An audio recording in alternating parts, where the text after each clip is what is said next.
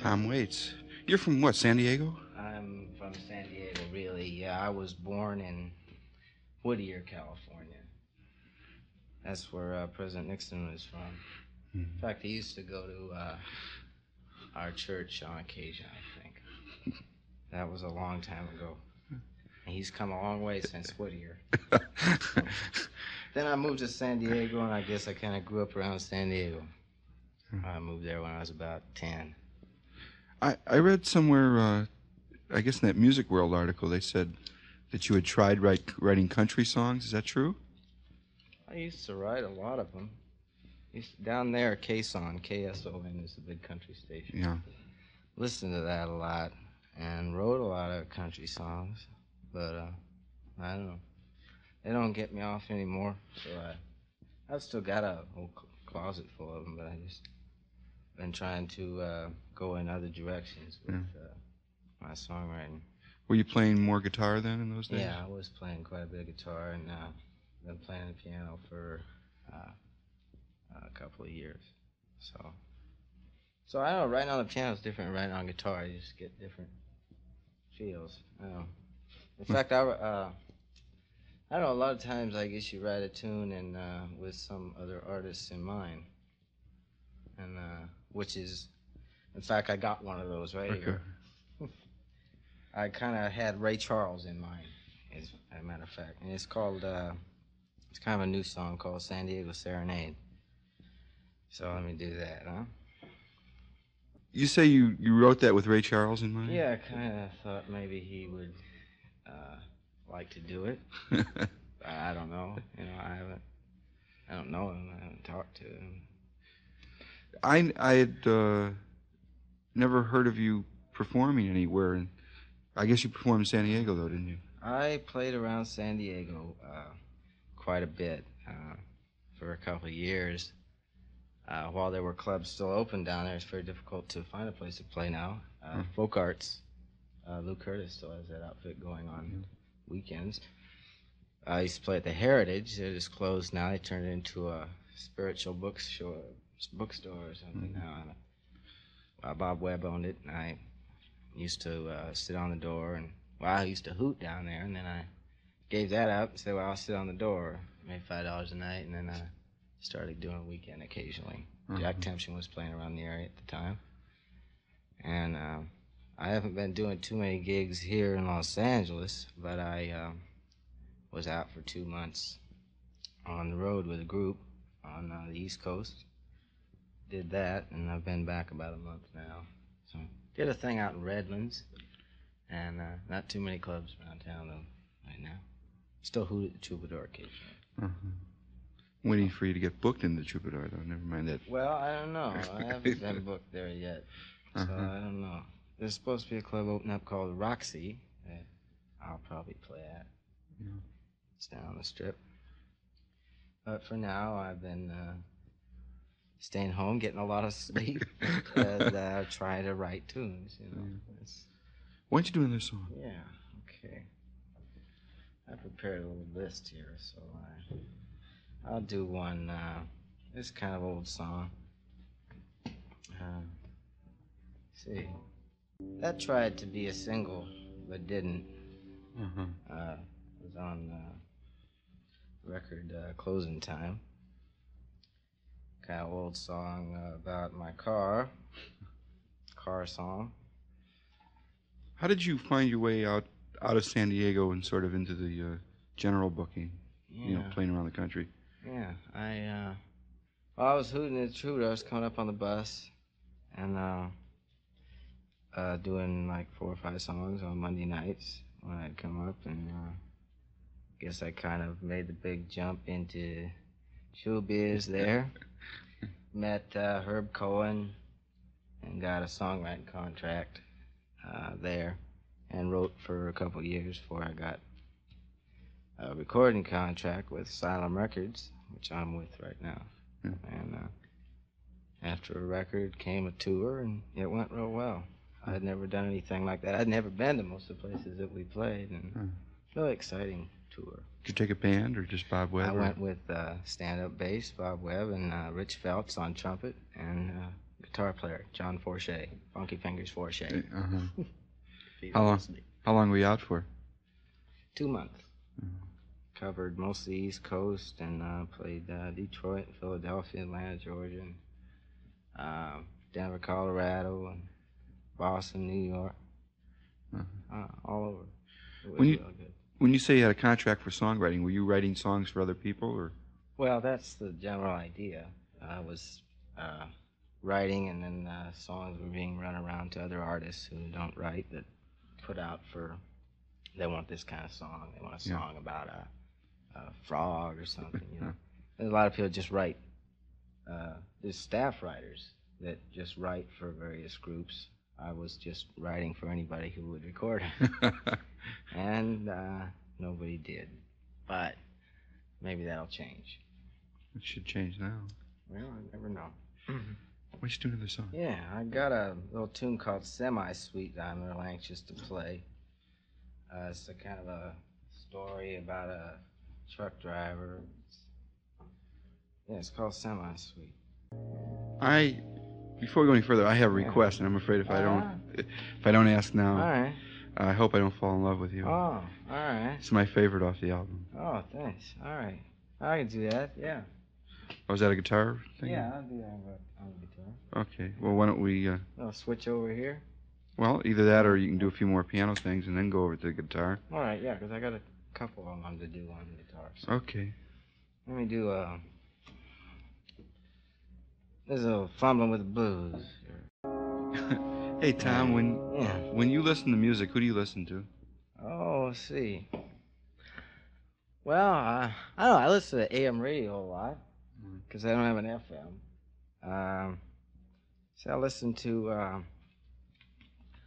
Ray Charles. I got a lot of old Ray Charles records. See. Diana Ross. Like her a lot. Got some old Billie Holiday records, listen to her, and Mose Allison, real fond of Mose Allison. Bill Evans, Miles Davis, listen to him a lot. Yeah, a little bit of everything. I mean, if I had to try to pick out your influences from what you play, I'd never be able to do it because there's really so many different things happening. Well, thanks. I try to integrate different styles in writing. It's important to do that. So I don't know. With the piano, it's easier for me to write. I don't know. Can find a lot more things that I could never find on guitar. So it's real helpful to write on the piano. Oh, you were playing guitar a lot longer. Yeah, I played guitar before I played piano. I'm no technician, no big fancy fingers. I know writing on an instrument is different than being a real master of the instrument. It's more a process of investigation than anything else.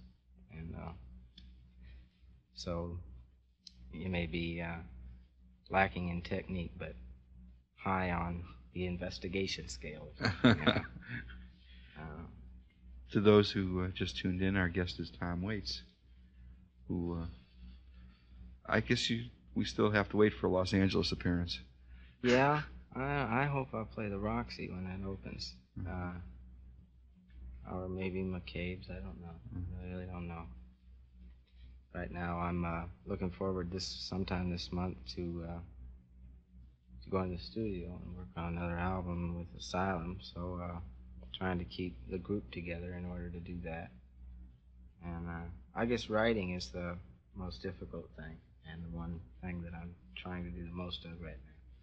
In all that period that you were writing for Herb Cohn, did you drop out of performing at the time, or?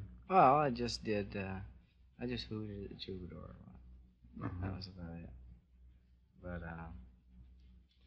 yeah, not too many Los Angeles appearances. I used to be at the Heritage a lot, but that's in the past. So. Why don't you do another song? Okay. I think Roz asked me to do this.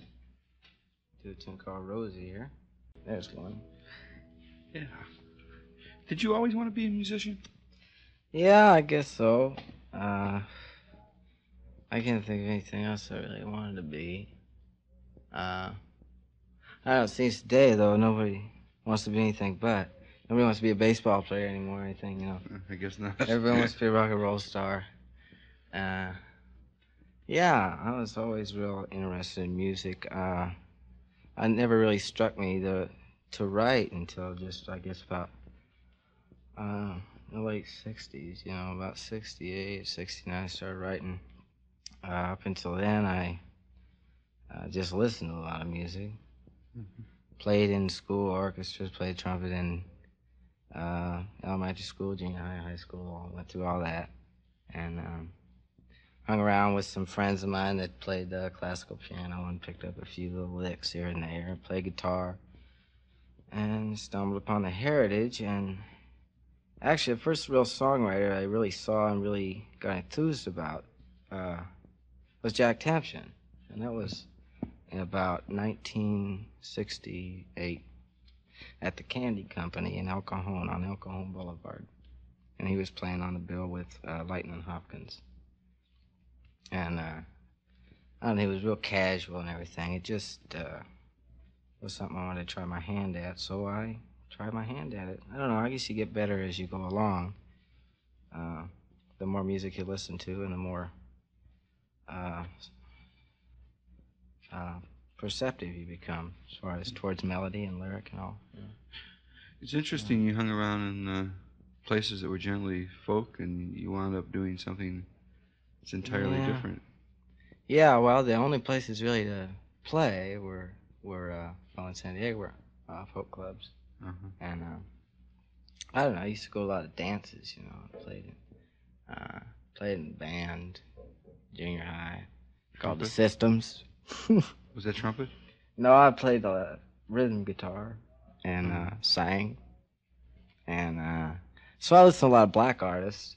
Quite a few black artists were a real interest in that.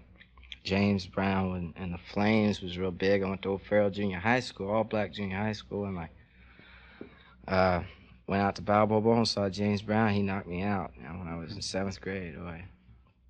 And so I guess I've kept up on that scene too, you know. And I listened to there's many different kinds of music, I guess, as I can. And so. By the way, I might mention to the audience that Bob Webb was going to come and yeah, he was. He's Ben. in San Francisco now. He went up this morning, so he couldn't make it. So it's just me. Yeah, I just wanted to mention that because a lot of this audience, I'm sure, thinks of Bob Webb as a fine traditional musician. Certainly is. I guess maybe that's sort of being picky, because being a musician can mean all sorts of things. I think of Bob Webb as playing traditional music. Right. But he's just an all-around good musician. Oh, yeah, he certainly is. In fact, we went up to San Francisco for him to buy a banjo. He went all the way to San Francisco to buy a banjo about a month ago. He was looking at you see, I don't know banjos. He knows them like the back of his hand. For sure. And has quite a collection of instruments and plays fine guitar, plays stand-up bass. What he didn't play for a number of years, he used to play with a bluegrass group, and then we kind of got reunited here in L.A., and he picked up the bass again. We went out on the road like 3 weeks later. He picks up just like that. Yeah. So maybe I'll do one more piano tune and then some guitar stuff, all right? Fine. And let's see. A little bluesy thing here. About the Greyhound Bus Depot downtown. It's funny, not too many people go downtown L.A. Free Press did a big thing on, it was a big article called Downtown L.A., Who Needs It? And I've been going, well, since I moved up here, I've been here a year. I go hang out down there. I live in Silver Lake, so I'm about 10 minutes from downtown. I go down there just to hang out. And so, which is, not too many people live down there, really. People work down there, work and hang out. That's all. Joe Coverley's down there. Joe Coverley for Yeah. I'll talk for him. Better not do that. Anyhow, I'll do a song called Depot.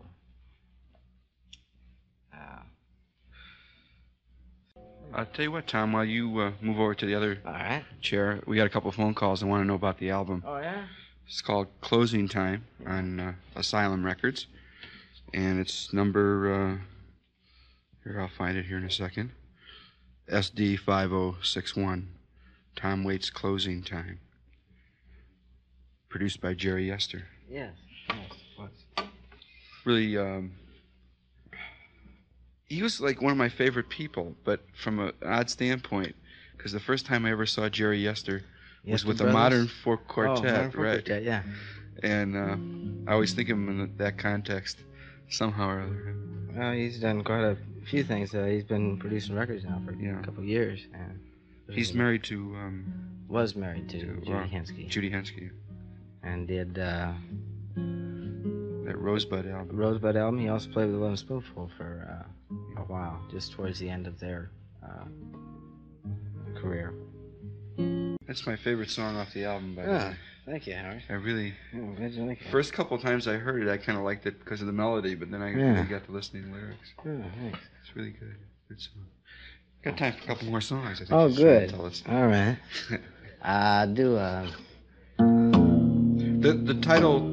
The Closing Time title is an instrumental, right? Yes, it is. Done with stand-up bass and trumpet, piano. It was real effective in concert. We did close the show with it.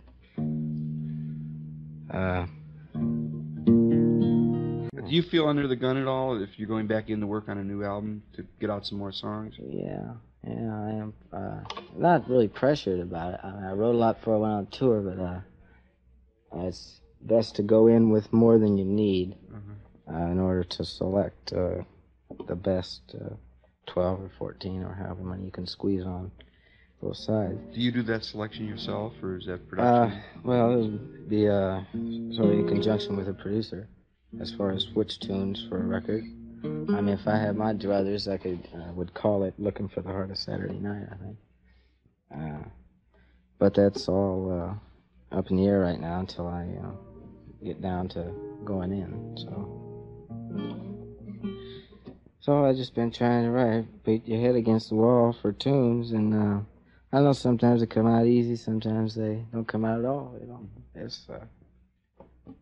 You sometimes wonder on a song like that seems to fit so well together and have really good construction. Does that take you a lot of work to get that? No, that's the thing. I mean, I spit it out in 5 minutes. You know, it's a problem with writing a song for me. I guess is just conceiving the idea for a song, visualize it in your head, and then putting it down is nothing. It comes out real easy. And trying to come up with something that's challenging for me, I guess, to deal with as the raw material for a song, something to take and develop rather than just say, well, you know, a love song, well, you know, I love you, and you know, it just it's usually the idea, like that semi-sweet song came out real quick too. I don't know. The ones that come out hard are the ones that usually aren't any good. I guess. I don't know. You can usually tell in tune if it, you know, was hard to write or you were having trouble deciding whether to use love or dove or above or, you know. Yeah. So, I don't know how we are for time here. Well, go ahead and do another song and I'll check up on it. All right. Okay. 2 more songs. Yeah, right. All right. What a choice here. Maybe on the piano one. Okay.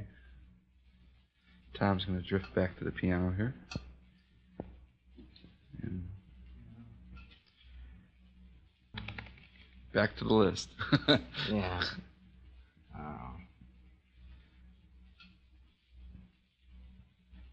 Let's see. Can't decide here. Maybe. Yeah. Oh, now we have time for that one more. Okay, one more number. Inevitable one. Last one. Okay, Harold, I've really enjoyed being here. Glad to have you. I wish you lots of luck, and I'm looking forward to hopefully someplace in Los Angeles to see the light. And yeah, so am I. I'd love to see you work with that, with Bob and. Yeah, I'm really anxious to get back doing gigs with them. Let me close with